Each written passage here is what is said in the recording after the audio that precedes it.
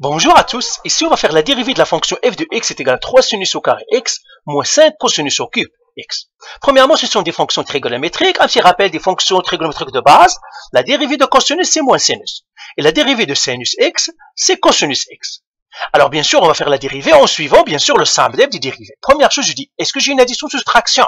Oui, j'en ai une soustraction. Ça veut dire que je dois faire, c'est-à-dire la règle des dérivées des termes.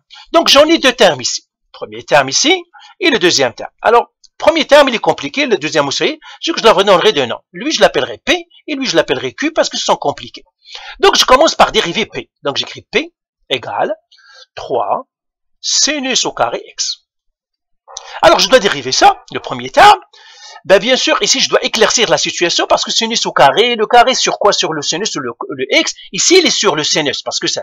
Alors, je vais éclaircir la situation en l'écrivant comme ça. J'écrirai 3 sinus x au carré comme ça. C'est-à-dire, je mettrai des parenthèses comme ça, tout est clair. Maintenant, je vais dériver le P maintenant. Ben, je reviens encore au symbole d'EP. Est-ce que j'ai une addition ou soustraction dans le P? Non, j'en ai pas. Est-ce que j'ai une multiplication ou division? Oui, j'ai une multiplication, elle est là. 3 fois.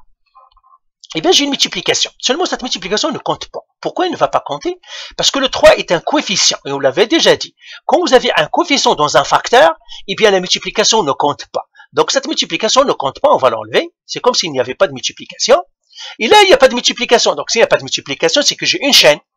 Alors, chaîne, donc je dois faire la dérivée en chaîne. Et quand on a une chaîne, eh bien, la fonction phi, c'est celle qui est dans les parenthèses. Donc, c'est celle-là, c'est U, le sinus x.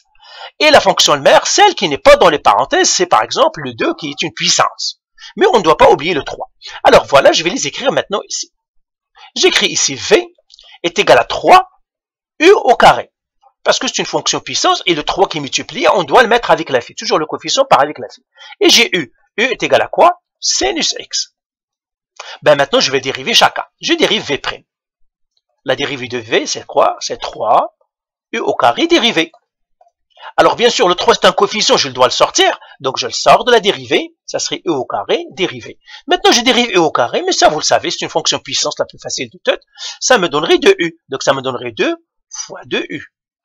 Je fais un peu le ménage, 3 fois 2, c'est 6, ça me donne 6U.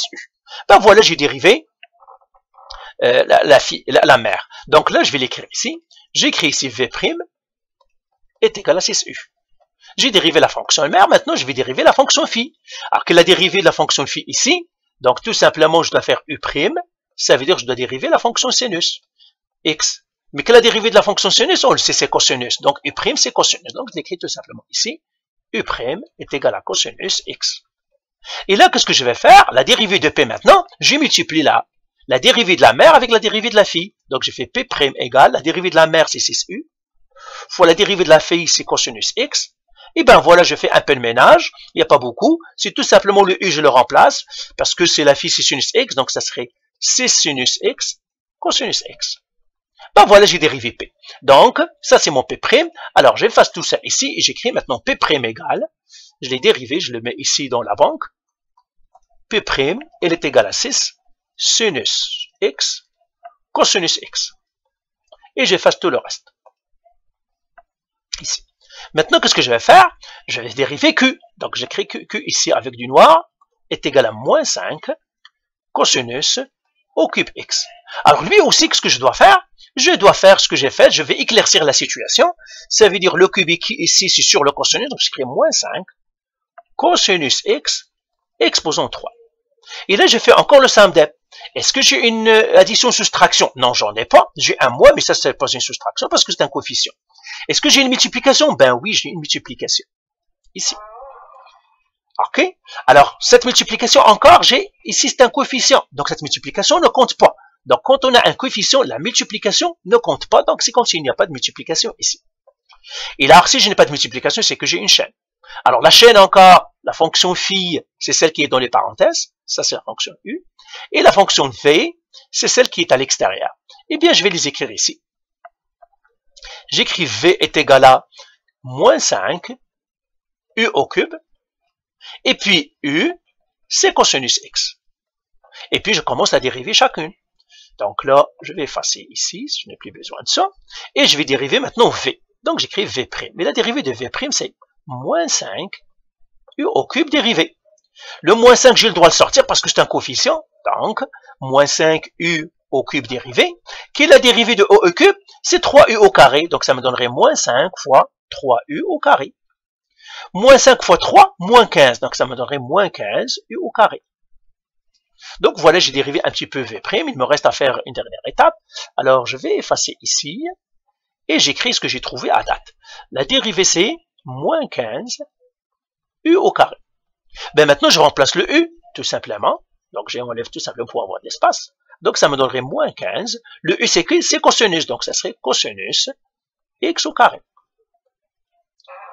Maintenant j'ai dérivé v'. Alors là, je vais effacer ici, et j'écris v', ben voilà, je l'ai dérivé, est égal à moins 15 cosinus x au carré. Maintenant, je dois dériver u. Mais u, la dérivée de u', c'est quoi le u? C'est cosinus x. Donc, j'écris cosinus x, dérivée de cosinus x. Alors, j'efface ça. Alors que la dérivée de cosinus, c'est moins sinus. Donc, ça me donnerait moins sinus x. Je multiplie la mère avec la fille. Donc là, ça serait q'. Donc, je vais le mettre maintenant. Voilà. La dérivée de q, c'est la dérivée de la fille, c'est moins 15 cosinus x au carré fois la fille, moins sinus x. Alors, moins 15 fois moins 1, c'est une multiplication, ça donnerait 15. Donc, ça me donnerait 15 cosinus x au carré fois sinus x. Ben voilà, j'ai dérivé q'. Alors, j'efface tout ça et j'écris q' ici. Donc, q' est égal à 15 cosinus x au carré sinus x. Alors, dernière chose, le ménage à faire, eh bien, ce carré-là, on va l'écrire comme les mathématiciens, on va mettre le carré ici pour économiser des parenthèses, ça me donnerait 15 cosinus au carré x sinus x. Et bien voilà, j'ai dérivé p et q. Ben maintenant, je vais dériver f, tout simplement. Maintenant, je fais f' de x, elle est égale, ben, p' plus q', donc je les additionne. Le premier terme, c'est 6 sinus x cosinus x. Et le deuxième terme, c'est 15, c'est plus 15, cosinus au carré x, sinus x. Ben voilà ma dérivée. Allez, bye.